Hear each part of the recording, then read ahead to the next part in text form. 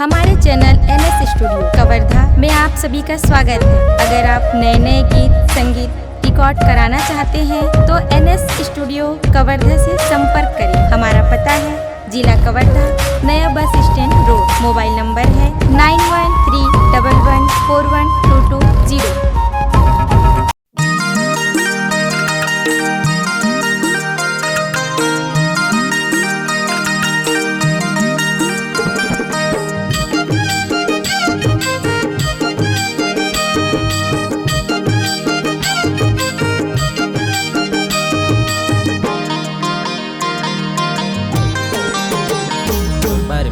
लागे वो चिड़ैया चिकन चांदन दिखस तोर भरी माया लागे,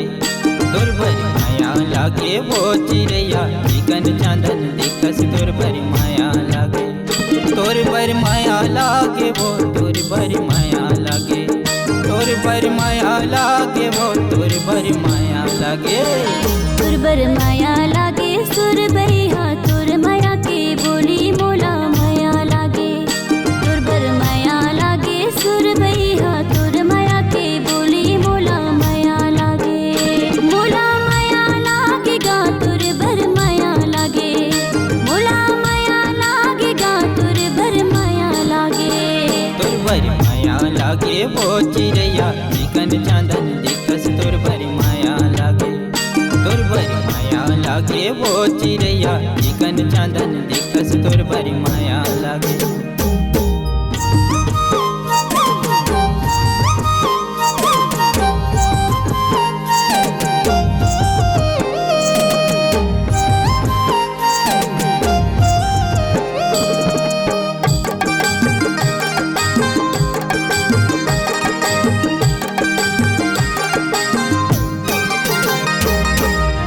चले रे हवा डोले लपानवो,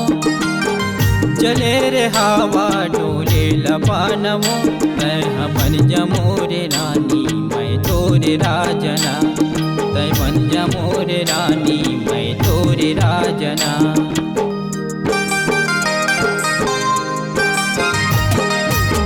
घर बनाए किच कुरियागा, घर बनाए मोला माया दे के बैहा जन हो बिधुरियाना, मोला माया दे के बैहा जन हो बिधुरियाना। तोर भरी माया लागे वो चिड़ैया चिकन चांदन दिखस तोर भरी माया लागे, तोर भरी माया लागे वो चिड़ैया चिकन चांदन दिखस तोर भरी माया लागे।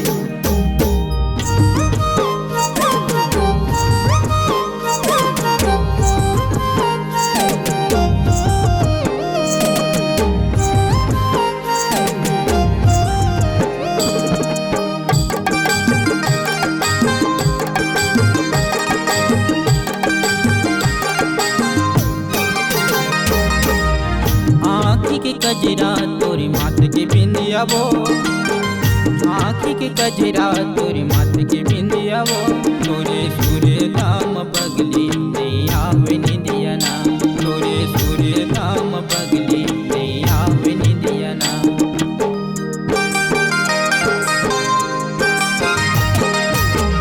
खावा तो क्रिया नहीं छोड़ा तो लागा, खावा तो क्रिया नहीं छोड़ा तो लागा, ऐसो भावर परा के ले जा बिमोलना, ऐसो भावर परा के ले जा बिमोलना। तोर भरी माया लागे वो चिड़ैया चिकन चांदन दिखस तोर भरी माया लागे, तोर भरी माया लागे वो चिड़ैया चिकन चांदन दिखस तोर भरी माया लागे, तोर भरी माया लागे वो तोर भरी माया लागे,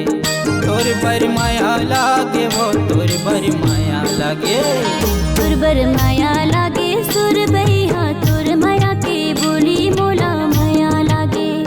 तोर भरी माया लागे सुर बरिया तोर माया के बोली मोला माया लागे, मोला माया लागे गा तोर भरी माया लागे, मोला माया लागे गा तोर भरी माया लागे, तोर भरी माया लागे वो चिड़ैया चिकन चांदन दिखस तोर भरी माया लागे,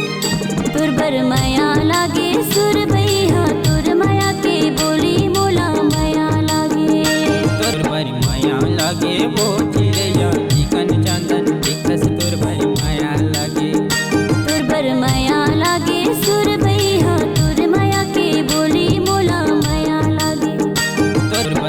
माया लागे वो